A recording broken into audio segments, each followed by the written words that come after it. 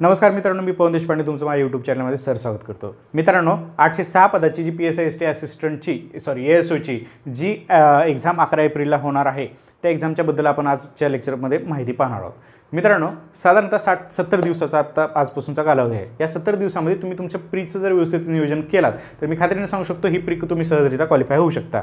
मी यापूर्वी साधारणतः 7 ते 8 वेळेस PSI ST आणि ASOच्या मेन्स दिल्या होत्या। 2015 साली ज्यावेळेस माझं तलाठी या पदासाठी सिलेक्शन झालं होतं त्यावेळेसची सुद्धा मी असिस्टंटची मेन्स दिली होती। त्यामुळं मी तुम्हाला एक गोष्ट सांगेन, ह्या परीक्षेचा अभ्यास एवढा जोरात करायचा आहे की बाकीच्या सगळ्या एक्झामसुद्धा आपल्या सहजरित्या क्वालिफाय आपण होऊ शकतो।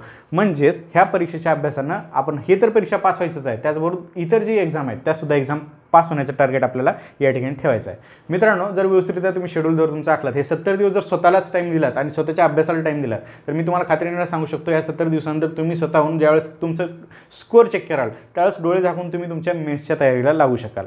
तर ह्या 70 दिवसांचा शेड्यूल कसं बनवायचं, पेपर कसा सॉल्व करायचा, हे सगळ्यात महत्त्वाच्या गोष्टी आहेत। अटेम्प्ट किती करायचा पेपर, त्याचबरोबर त्या ठिकाणी चालू घडामोडीसाठी आता महत्त्वाचा विषय, चालू घडामोडीसाठी काय करायचं, पुस्तक कोणतं वाचायची हे एक सगळ्यात महत्त्वाची गोष्ट आहे। आता सध्या तुमच्याकडे टाईम हा नाही आहे की मी आता मोठे मोठे पुस्तक वाचेन, म्हणजे इतिहासासाठी ग्रोवर वगैरे वाचेन, हे गोष्टी जर करत बसला तर तुम्ही आयुष्यभर प्री निघू शकणार नाही आहे। कारण उरलेत फक्त तुमच्याकडे 70 दिवस। ह्या 70 दिवसाचं नियोजन जर व्यवस्थित तुम्ही लावलात, योग्य ते पुस्तकं जर वापरलात तर मी तुम्हाला खात्रीने सांगू शकेन की तुम्ही हे प्री क्वालिफाय होऊ शकता। यापूर्वी मी साधारणतः 7 ते 8 वेळेस PSI ST ASOच्या मेन्स दिलेल्या आहेत, त्यामुळं यांचं व्यवस्थितरित्या मी स्टडी केलेलं आहे, क्वेश्चन पेपरचं ॲनालिसिस केलेलं आहे। ह्या ॲनालिसिसचं मी याच्या लेक्चरमध्ये तुम्हाला सांगणार आहे की कोणत्या पद्धतीनं तुम्ही अभ्यास करणं याचा गरजेचं आहे। सो सर्वप्रथम मी तुम्हाला सांगेन की 100 क्वेश्चनचा पेपर, 100 मार्क्स असणार आहे तुम्हाला आणि फक्त टाईम असणार आहे तुमच्याकडं 60 मिनिटाचा। ह्या 60 मिनिटामध्ये तुम्हाला हे सगळे क्वेश्चन सॉल्व करायचे आहेत। तर प्रीच्या एक्झामला असतात विषय तुमचे साधारणतः 7 विषय। ओके, 7 विषयापैकी एक विषय मी तुम्हाला सांगेन जे माझे प्लस पॉईंट आहेत। या प्लस पॉईंटपासून मी तुम्हाला इथं सुरुवात करणार आहे।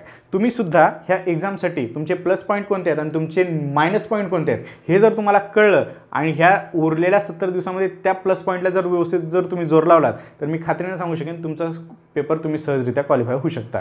मित्रांनो, 100 क्वेश्चन आहेत, तर दरवेळेसचे मेरिट किती लागतं, कट ऑफ किती लागतं। पेपर जर सिंपल असेल तर कट ऑफ लागतो 60 ते 65च्या दरम्यान। पेपर जर अवघड असेल तर त्या ठिकाणी कट ऑफ हा ऑटोमॅटिकली कमी येत असतो। PSIचा कट ऑफ जे PSI डेडिकेटेड विद्यार्थी आहेत, PSIचा कट ऑफ हा 50 वरती जात नाही, बरोबर आहे। आता सध्या PSIच्या 750 जागा आहेत, त्याचबरोबर त्या ठिकाणी आता तुमचं टार्गेट काय असणं अपेक्षित आहे की ह्या PSI ST ASOपैकी ASOची प्री तुम्ही क्वालिफाय होणं हे तुमचं टार्गेट पाहिजे। ASOची प्री जर क्वालिफाय तुम्ही झालात तर ऑटोमॅटिकली STIची आणि त्याचबरोबर त्या ठिकाणी PSIची सुद्धा क्वालिफाय होऊ शकता। मग आता ASOची प्री जर क्वालिफाय व्हायची असेल तुम्हाला तर तुमचा स्कोअर सेफ झोनमधला असणं अपेक्षित आहे 60+चा, म्हणजे पेपरच्या लेवलवर डिपेंड असणार आहे सगळं। पेपर जर खूप हार्ड आला तर ऑटोमॅटिकली स्कोअरसुद्धा डाऊन होऊ शकतो, म्हणजे 50पर्यंत सुद्धा ASOचं कट ऑफ लागू शकतो। आणि मग ASOचं जर 50 लागत असेल तर ऑटोमॅटिकली PSI हा 38 ते 40च्या दरम्यान लागत असतो। म्हणजे आपलं टार्गेट जे आहे ते 50 ते 60मध्ये थोडंसं फ्लेक्झिबल होणं गरजेचं आहे, म्हणजे पेपर सिंपल असेल तर 60च्या वर कट ऑफ जाऊ शकतो। तर आता मी तुम्हाला सांगेन, तुम्हाला मी सुरुवातीला सांगितल्यानुसार तुमचे प्लस पॉईंट आणि मायनस पॉईंट तुम्हाला कळले पाहिजेत। आता मी माझ्या प्लस पॉईंटपासून आणि माझ्या मायनस पॉईंटपासून तुम्हाला स्टार्ट करतो आणि हे पॉईंट तुम्हाला जर व्यवस्थितरित्या मांडता आले तर तुम्ही त्या ठिकाणी तुमची ही प्री क्वालिफाय होऊ शकता। आणि ज्या दिवशी तुम्ही प्रीचा पेपर द्याल आणि तुमचे काउंटिंग कराल त्या दिवसापासून तुम्ही डोळेझाक किती थोडेसे हवा येत असतात, एवढा कट ऑफ जाईल तेवढा कट ऑफ जाईल, ह्या सगळ्यांच्या पेक्षा तुमचा कट ऑफ तिथं जास्त असू शकेल। तर ह्या कंबाईनबद्दल सगळ्यात महत्त्वाचे आपले 7 विषय। सगळ्यात पहिला विषय मी तुम्हाला सांगेन सायन्स। ओके, सामान्य विज्ञान। बऱ्याच जणांचं ज्यांचं बॅकग्राऊंड सायन्स आहे त्यांना त्या टेक्निक तो सोपा जाणार आहे, त्याचबरोबर आर्ट बॅकग्राऊंड असणाऱ्या विद्यार्थ्यांना थोडाफार हा अवघड जाऊ शकतो। परंतु या ठिकाणी सायन्ससाठी तुम्ही काय करणं गरजेचं आहे, म्हणजे सायन्स हा 15 मार्काला असणार आहे। साधारण तुमचा स्कोअर हा सायन्समध्ये 10+ असणं गरजेचं आहे। आता माझा स्कोअर ज्यावेळेस मी एक्झाम देतो त्यावेळेस सायन्सच्या बाबतीमध्ये मी आता स्वतः माझे सायन्सचे लेक्चर असतात, तुम्ही यूट्यूबला पाहू शकता, एकच लेक्चर अपलोड केले, हळूहळू मी बाकीचे लेक्चर अपलोड करणार आहे। तर सायन्ससाठी काय करणं गरजेचं आहे, तर त्या ठिकाणी तुम्ही ठराविक जर अभ्यास केलात तर सायन्समध्ये मी खात्रीने सांगू शकेन 10+ तुम्ही स्कोअर करू शकता। मी त्या ठिकाणी सायन्स ज्यावेळेस हे करतो त्यावेळेस माझं टार्गेट असतं 13-14 मार्काचं, म्हणजे 12+ मार्क त्या ठिकाणी जर सायन्समध्ये आले तर बाकीच्या तुम्हाला म्हणजे चांगला स्कोअर तिथं गृहीत धरला जाऊ शकतो। सायन्ससाठी तुम्ही काय करणं अपेक्षित आहे, तर वही पुस्तक नोटबुक नसेल तर लवकर नोटबुक घ्या, स्ट्रॅटेजी बनवायला स्टार्ट करा। हे प्लस पॉईंट तुमचे साईडला लिहून ठेवणं गरजेचं आहे।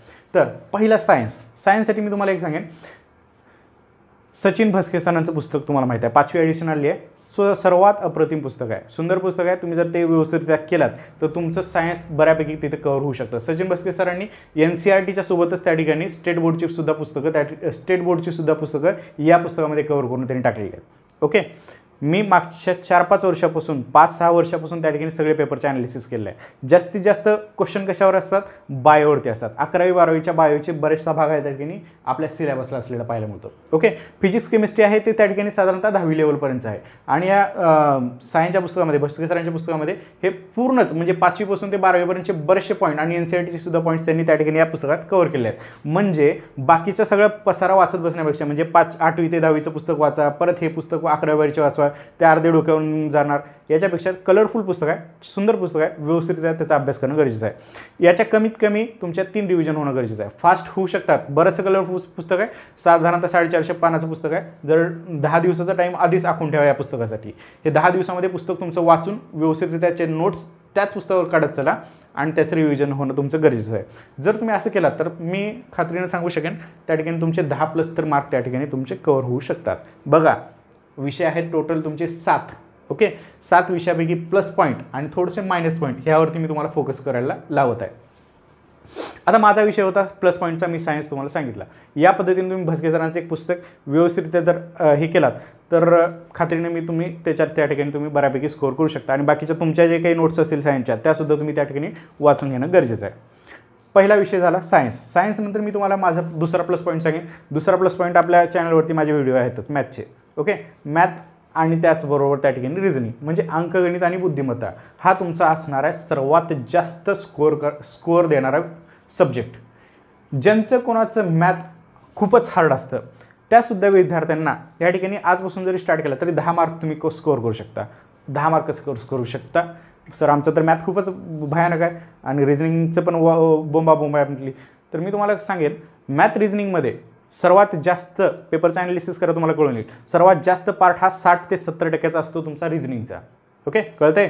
रिझनिंगमध्ये त्या ठिकाणी सगळं बुद्धिमत्ताचा जो भाग आहे तो बुद्धिमत्ताचा भाग त्या ठिकाणी जास्तीत जास्त त्या ठिकाणी विचारला जातो. तो भाग आर्टचे जरी तुम्ही विद्यार्थी असाल, प्रॅक्टिस जर असेल तरीसुद्धा तुम्ही तो सॉल्व्ह करू शकता. बाकी तर मग विद्यार्थी इतर इंजिनिअरिंगचे सायन्सचे विद्यार्थी तर बुद्धिमत्ता सॉल्व्ह करत असतात. तर आजच्या दिवसापासून तुम्ही अंकगणित आणि बुद्धिमत्ताला त्या ठिकाणी कमीत कमी 2 तासाचा टाईम द्यायचा, 2 ते 3 तासाचा. जसं तुमचे प्लस आहे किंवा मायनस आहे हे तुम्हाला लक्षात येत असेल. प्लस असेल तर 2 तासाचं टायमिंग कंपल्सरी द्या, मायनस असेल तर 3 तासाचा टाईम तुमच्या ह्याच्यामध्ये कंपल्सरी देणं गरजेचं आहे. तर त्या ठिकाणी ह्या अंकगणित आणि बुद्धिमत्तापैकी सगळ्यात पहिले आपण बुद्धिमत्ता घेणं गरजेचं आहे. आता मी तुम्हाला आणखी एक की सांगतो, हे बुद्धिमत्ता आणि अंकगणिताचे जर मार्क तुम्हाला मिळवायचेच असतील आणखीन जास्त चांगल्या पद्धतीनं झालेले सगळे क्वेश्चन पेपरचे अंकगणित बुद्धिमत्ता सॉल्व्ह करायला घ्या.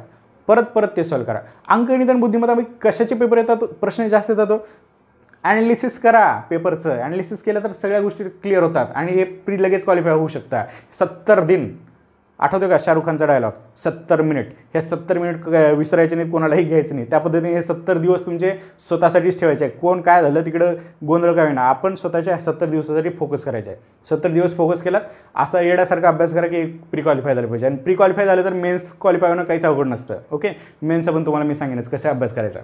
तर आता बुद्धिमत्तामध्ये तुम्हाला जर आउट ऑफ म्हणणार नाही मी, साधारणतः 12-13 मार्क किंवा 10 ते 13 मार्क हे तुमचं टार्गेट असणं अपेक्षित आहे.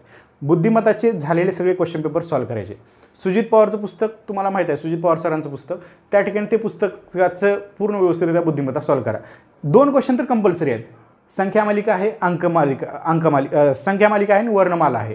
हे प्रश्न तर कंपल्सरी एक विचारले जातात. ते क्वेश्चन परत सॉल्व्ह करा. ह्या क्वेश्चनची प्रॅक्टिस जेवढी असेल चांगली तेवढं चांगली. कॅलेंडरवर एक प्रश्न कंपल्सरी असतो. माझा कॅलेंडरचा टॉपिक व्हिडिओ बघून घ्या. व्यवस्थित जर ते केला तर त्याच्यातून एखादा मार्क तुमचा कव्हर होईल. घड्याळाचा टॉपिक व्यवस्थित करून घ्या. संख्या मालिका व्यवस्थित करून घ्या. हे बरेचसे टॉपिक माझे ऑलरेडी चॅनल आहेत, ते व्यवस्थित चॅनलचे टॉपिक तुम्ही अभ्यास करून घेणं गरजेचं आहे. हे झालं तुमचं बुद्धिमत्ताच्या बाबतीतली. अंकगणिताचं पण सेम त्याच पद्धतीनं अंकगणितासाठी तुम्ही कोकिळा प्रकाशनचं पुस्तक वापरू शकता. ओके, तर ते पुस्तकसुद्धा अंकगणितासाठी चांगलं आहे. परंतु मी तुम्हाला सांगेन अंकगणित आणि बुद्धिमत्तापैकी अंकगणिताचे आपले लेक्चर पण आहेत आपल्या चॅनलवरती. अंकगणित आणि बुद्धिमत्तापैकी तुम्ही जास्तीत जास्त टाईम तुमचा बुद्धिमत्ताला देणं गरजेचं आहे. जर असं तर तुम्ही टाईम दिलात तर तुम्ही बुद्धिमत्तामध्ये सुद्धा अंकगणित आणि बुद्धिमत्तामध्ये सुद्धा बऱ्यापैकी तुमचा स्कोअर करू शकता. ओके, झाले किती 2 सब्जेक्ट झाले. 2 सब्जेक्टपैकी टार्गेट तुम्हाला सांगितलं किती मायनस असेल तुम्ही 8च्या खाली या दोन्ही सब्जेक्टमध्ये जायचं नाही. 8 मार्काच्या ओके 15 मार्काला हे टॉपिकच नाही आणि प्लस असेल तर मी तर तुम्हाला सांगेन 13-14 मार्क ह्याच्यामध्ये स्कोर झालीच पाहिजे. हे विषय टार्गेटच करायचे आहेत आपल्याला. ओके 2 विषयानंतर पुढे जाऊयात. आता मी हे दोन्ही माझे प्लस पॉईंट सांगितले. आता मी माझा मायनस पॉईंट सांगतो. इतिहास हिस्ट्री तुमचा सर्वांचाच बऱ्यापैकी त्या ठिकाणी अवघड असणार आहे. ओके हा माझा मायनस पॉईंट आहे. हिस्ट्रीचा अभ्यास मला कधी जमलाच नाही. ओके पण आता थोडं जमायला लागलं आहे. मी हिस्ट्रीचे बरेचसे लेक्चर उमेश कुदळे सरांचे लेक्चर तुम्ही हिस्ट्रीचे अवश्य करा. अनअकॅडमीच्या ॲपवरती त्यांचे लेक्चर असतात. बरेचसे माझे टॉपिक आता हिस्ट्रीच्या बाबतीतले कव्हर व्हायला लागलेत. परंतु हिस्ट्रीच्या बाबतीमध्ये आणखी एक सांगेन मी हिस्ट्रीसाठी काय पुस्तक वाचा आणि काय करणं गरजेचं आहे. आता सध्या इथे ग्रोवर वाचत बसलात तर तो तुमचा तद्दन मूर्खपणा असेल. हा भाग करायचा नाही आपल्याला. साधारणतः तुमच्याकडे टाईम असेल वाचण्याची स्पीड चांगली असेल तर महाराष्ट्राचे समाजसुधारक म्हणून उमेश कुदळे सरांचं पुस्तक आहे वाचून घ्या. ओके ठोकळ्यातलं संपूर्ण इतिहास व्यवस्थित वाचा आणि 11वीचा इतिहास एकदा वाचून घ्या. हे जर पुस्तक व्यवस्थित केलात तर मी खात्रीने सांगेन तुमचं 7-8 मार्काचं तरी तिथं टॉपिक तुमचा कव्हर होईल. हिस्ट्री एवढं व्हास्ट आहे की MPSC कुठून काय प्रश्न टाकेल ते काहीच सांगता येत नाही. त्याच्यामुळं त्या ठिकाणी ह्याला जास्तीत जास्त पुस्तक वाचण्यापेक्षा लिमिटेड पुस्तकच वाचून घ्या. तुमच्या नोट्स असतील तर ते वाचून घ्या. ह्याच्यातलं टार्गेट साधारणतः 7-8 मार्क जरी 8 मार्कापर्यंत जरी आले तरी तो वेल स्कोर मी माझ्या बाबतीत समजतो. तुमचा जर स्ट्रॉंग असेल तो जर तुमचा प्लस पॉईंट असेल हिस्ट्री तर तो तुम्ही ऑटोमॅटिक तुमचा वाढवून घेऊ शकता. आता यानंतर हे आता माझा मायनस पॉईंट झाला. आता म्हणजे मी 2 सब्जेक्ट घेतले तिसरा माझा मायनस पॉईंट आला. आता चौथ्या सब्जेक्टकडे आपण जाऊया. 3 सब्जेक्ट नंतर भूगोल. भूगोलाच्या बाबतीत मी तुम्हाला सांगेन भूगोलाला जास्त काही डोकं लावायचं नाही. सौदी सरांचं पुस्तक घ्यायचं. सौदीमध्ये तुमचे त्या ठिकाणी 11-12 क्वेश्चन सहज कव्हर होतात. कळतंय तुम्हाला. सौदीचं पहिल्या पानापासून शेवटपर्यंत परत रिव्हिजन करायचं. त्या सगळ्या खाड्या बिड्या या 1-2 म्हणजे वरून खालीपर्यंत खाड्या ह्या सगळ्या करायच्या. महाराष्ट्राची लांबी रुंदी भारताची लांबी रुंदी हे सगळ्या गोष्टी करायच्या. ह्या जर गोष्टी केल्या भूगोलामध्ये अवघड नाही आहे 10+ मार्क मिळवणं. ओके स्वतःच्या नोट्स असतील तर ते आपण रेफर करा. सौदी सरांचं पुस्तक आणि 9वी-10वीचे पुस्तके जे आहेत ह्याच्यातल्या नोट्ससुद्धा तुम्ही वाचणं गरजेचं आहे. या पद्धतीने तुम्ही भूगोलला सुद्धा एक प्लस पॉईंट म्हणून पाहू शकता. म्हणजे तेवढा वाचणीय सब्जेक्ट जेवढा हिस्ट्रीचा असलेला आपल्याला पाहायला मिळतो. एकंदरीत हा आपला चौथा सब्जेक्ट झाला. या चौथ्या सब्जेक्टच्या नंतर आपल्याला आता पुढच्या सब्जेक्टकडे जायचं आहे. पुढचा म्हणजे हे प्लस मायनस हे स्वतःच्या माइंडमध्ये ठेवत चला. हे प्लस आहेत हे माझे मायनस आहेत आणि ह्या सब्जेक्टला मी जास्त टाईम देणार आहे. आता मी एक लक्षात घ्या आतापर्यंतचे जे कट ऑफ आहेत कंबाईनचे कट ऑफ साधारणतः 40 पासून ते 50-52 पर्यंत कट ऑफ लागले आहेत. आता एकंदरीत आता मी 3 सब्जेक्ट सांगितले. 3 सब्जेक्टमध्ये कमीत कमी मार्क मी किती सांगितलं तुम्हाला 10 मार्क. तुम्हाला तुमचं सायन्स जर म्हणजे कमी असेल मायनस असेल तर 10 मार्क 8 ते 10 मार्क पडणं गरजेचं आहे. प्लस असेल तर 12 मार्कपर्यंत जाईल. 10 अंकगणित बुद्धिमत्तामध्ये 12 तरी मार्क आले पाहिजेत. इतिहासमध्ये तुमचं त्या ठिकाणी 8 ते 10 मार्क आले पाहिजेत. 3 सब्जेक्टमध्येच तुमचे त्या ठिकाणी 35 मार्कपर्यंत तुम्ही कव्हर करताय. उरले किती 15 मार्क. कळतंय म्हणजे स्कोअर आपल्याला क्वालिफाय होण्याचं चाललं आहे. आता यानंतर म्हणजे सिलेक्टिव्ह आणि क्वालिटेटिव्ह स्टडी तुम्ही केलात तर मी खात्री देऊ शकतो तुमचे स्कोअर आरामात वाढू शकतो. भूगोलच्या नंतर पुढचा सब्जेक्ट येतो आपला तो म्हणजे राज्यघटना. आता राज्यघटनामध्ये वाचायचं काय. बरेच विद्यार्थी परत त्या ठिकाणी भरपूर राज्यघटना. आता संसद वाचून काही अर्थ आहे का. संसदवर येतात एखादा प्रश्न. संसद जवळजवळ भरपूर मोठा टॉपिक आहे. तेवढा टॉपिक वाचण्यापेक्षा सगळ्यात जास्त फोकस करा आपल्या महाराष्ट्राला. विधानमंडळावर फोकस करा. म्हणजे त्या ठिकाणी ते आपलं जे महाराष्ट्राचं आहे त्याच्यावर जास्त त्या ठिकाणी भर द्या. मी तुम्हाला सांगेन की राज्यघटनेसाठी रंजन गोळंबेच्या पुस्तकाशिवाय रंजन गोळंबे सरांच्या पुस्तकाशिवाय दुसरं पुस्तक कोणतं वाचणं अपेक्षित नाही आहे. आता या प्रीसाठी आणि उरलेला टाईम कमी असल्यामुळे मी त्या ठिकाणी सांगत आहे. रंजन गोळंबे सरांचं पुस्तक जरी वाचलं तुमचं बऱ्यापैकी त्या ठिकाणी 10 पैकी तुम्ही सहजरित्या 7 ते 8 मार्क तुम्ही कव्हर करू शकता. आता राज्यघटनेमध्येच दुसरा घटक येतो तो म्हणजे त्या ठिकाणी पंचायत राजच्या. आता पंचायत राजला बरेच विद्यार्थी काय करतात अजून एखादं पुस्तक घेतात. अरे आता गरज आहे का 2 मार्कला पंचायत राज येणार आहे. मोठं पुस्तक घेऊन परत अभ्यास करून टाईम आहे का आपल्याकडं नाही आहे. मग काय करायचं पंचायत म्हणजे काय येतं 73वी 74वी घटना दुरुस्ती आहे. त्याचबरोबर त्या ठिकाणी पंचायत समिती ग्रामसेवक काय असतो तलाठी काय असतो हेच येणार आहे ना. मग ह्यांचं थोडीशी माहिती घेऊन ठेवा ना. जे नोट्स असतात ते नोट्स वाचून घ्या. तलाठी काय असतो माहीत नसेल तर मी तलाठी सांगतो तुम्हाला. माझा एक व्हिडिओ आहे ते व्हिडिओ बघू शकता तुम्ही. हे तलाठ्याचं काम काय असतं ग्रामसेवकाचं काम असतं. त्याचबरोबर हे ग्रामपंचायतच्या निवडणूक झालेत त्या ग्रामपंचायतचे मेंबर कसे ठरतात ह्या सगळ्या गोष्टी व्यवस्थित वाचा. त्याला मोठं पुस्तक वाचत बसायची काही गरज नसते. ओके म्हणजे येणारा प्रश्न 2 मार्कासाठी हे प्रश्न तुमचे कव्हर आपल्या झालेले क्वेश्चन पेपर जरी तुम्ही पाहिला तरी ते तुमचे प्रश्न कव्हर होतात. त्याच्यासाठी जास्त टाईम देऊ नका. ओके. आणि राज्यघटनासुद्धा करत असताना महाराष्ट्राला समोर फोकस ठेवा. संसद वगैरे पाठ करत बसाल, एखादा प्रश्न संसदवर येतो, त्याला जास्त वेळ देऊ नका. अशा रीतीनं तुम्ही जर व्यवस्थित तुमचं शेड्यूल आखलं, क्वेश्चन पेपरचं ॲनालिसिस जर तुम्ही केलात, तर तुमचे तिथं मार्क्स ऑटोमॅटिकली वाढवू शकतात. झाले तुमचे आता 5 सब्जेक्ट. ओके. 5 सब्जेक्ट मी रिपीट करतो. सायन्स एक सांगितलं मी तुम्हाला, मॅथ एक सांगितलं. हे दोन्ही माझे प्लस पॉईंट आहेत आणि ह्याचे लेक्चरसुद्धा आपल्या चॅनलवरती आहेत. तिसरा माझा निगेटिव्ह पॉईंट मायनस पॉईंट सांगितला मी हिस्ट्री. प्लस पॉईंट परत मी सांगेन जिओग्राफी. आणि नंतर सांगितलं मी तुम्हाला राज्यघटना 10 मार्काचा क्वेश्चन. त्यानंतर बऱ्याच जणांचा हा सब्जेक्ट मायनस म्हणजे निगेटिव्हमध्ये गृहीत धरत असतात, पण तो प्लसमध्ये कसं काय करू शकतात. सब्जेक्ट आहे इकॉनॉमिक्स. इकॉनॉमिक्सला तुम्ही तुमचा पॉझिटिव्ह कसं काय बनवू शकता.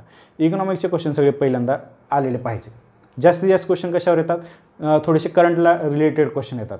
म्हणजे त्या ठिकाणी आपलं चलन किती आहे, त्याचबरोबर त्या ठिकाणी फुगवटा, हे सगळे जे गोष्टी आहेत, GDP वगैरे, याच्यावरती एक कंपल्सरी प्रश्न असतात. म्हणजे रंजन कोळंबे सरांचं पुस्तक सुरुवातीचं जर भाग वाचला, तिथंच तुमचे 7-8 मार्क कव्हर होतात.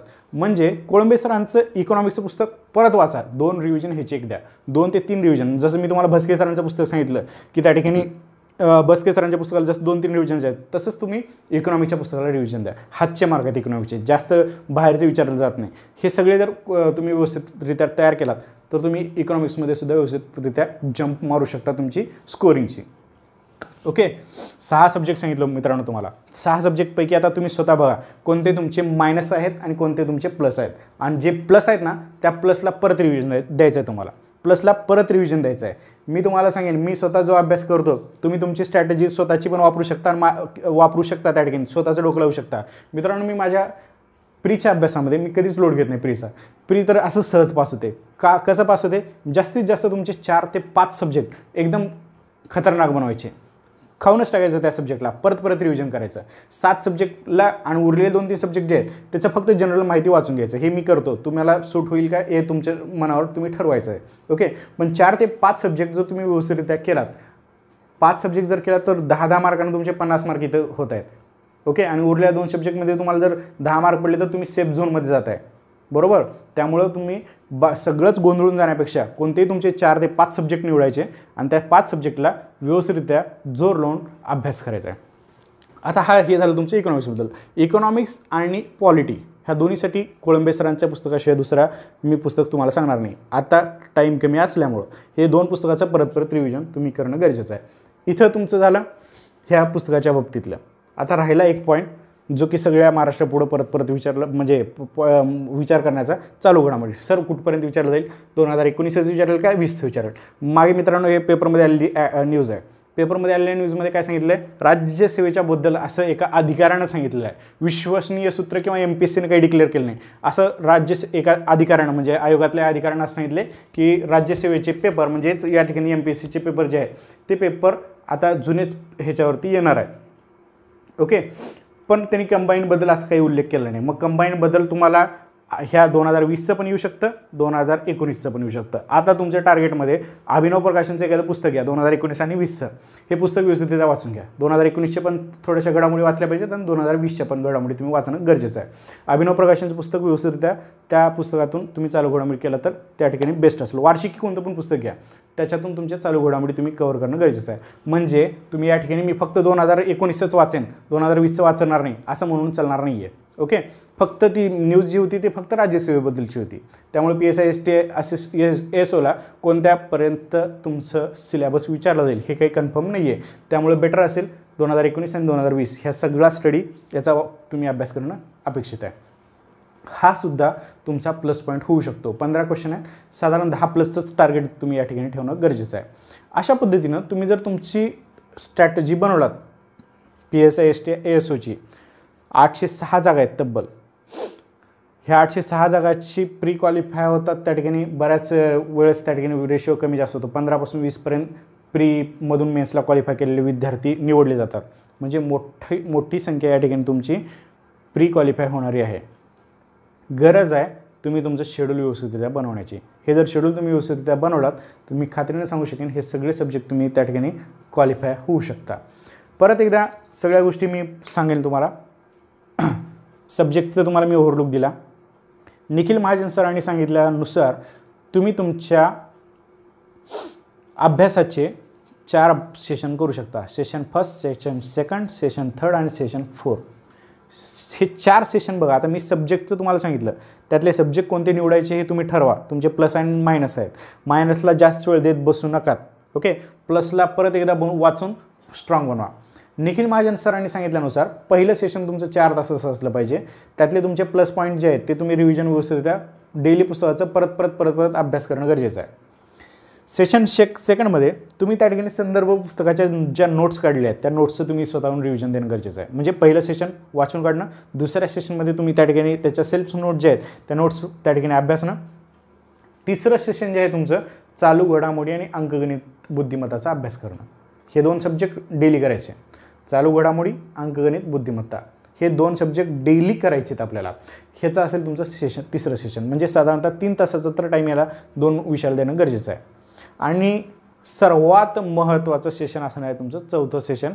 जर प्री क्वालिफाय व्हायचं असेल तुम्हाला तर आता मी एक सगळ्यात महत्त्वाचा रूल सांगतो आहे. हा जर रूल तुम्ही वापरलात तर तुम्ही फ्युचरमधल्या सगळ्या एक्झाम पास होऊ शकता. तो रूल आहे MCQ सॉल्व करणे. बऱ्याच विद्यार्थी याला लाईट घेतात, बाकी सगळा अभ्यास करत बसतात. 4 तास 12 तास अभ्यास करत बसतात आणि MCQला 0 टाईम देतात किंवा अर्धा तास 1 तास टाईम देतात. मित्रांनो, कंपल्सरी 2 तास टाईम द्यायचा डेली. आजपासून 70 दिवस असतील, तुमच्या कमीत कमी 50 क्वेश्चन पेपर तरी सॉल्व्ह झाल्या पाहिजेत. या पद्धतीचं टार्गेट तुम्ही ठेवायचं. जर तुम्ही डेली 2 तास तुमचे MCQ सॉल्व्ह केलात तर तुम्हाला पेपरबद्दलची पूर्ण आयडिया येते आणि वाचायचं काय ह्या गोष्टी कळतात.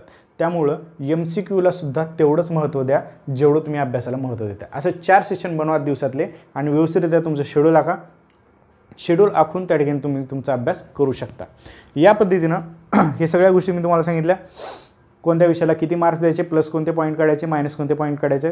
आणि अशा पद्धतीने जर तुम्ही आजपासून शेड्यूल तुमचं बनवलात तर तुम्ही सहजरित्या मेन्सला क्वालिफाय होऊ शकता. जर काही डाऊट्स असतील तुमचे तर मला कमेंट बॉक्समध्ये नक्की सांगा. मी त्या ठिकाणी त्याचं उत्तर द्यायचा प्रयत्न करेन. डिस्क्रिप्शनमध्ये मी जे आत्ता तुम्हाला पुस्तकं सांगितलेले आहेत ते पुस्तकं परत एकदा टाकेन. आणि लागा अभ्यासाला, वेळ खूप कमी आहे, 70. ओके, शाहरुख खान जसं सांगतात ये 70 मिनिट तुम्ही तुमसे कोई नहीं छीन सकता, तसं मी तुम्हाला सांगेन हे 70 दिवस तुमच्यापासून कोणी तुमचे हिरावून घेऊ शकत नाही. देव जरी आला तरी त्याला थांबायला सांगायचं आणि 70 दिवसाचा जोरात अभ्यास करायचा आणि मेन्सला परत एकदा क्वालिफाय व्हायचं आहे. So all the best for your exam. लागा अभ्यासाला आणि नियोजन बनवा. परत भेटूयात नेक्स्ट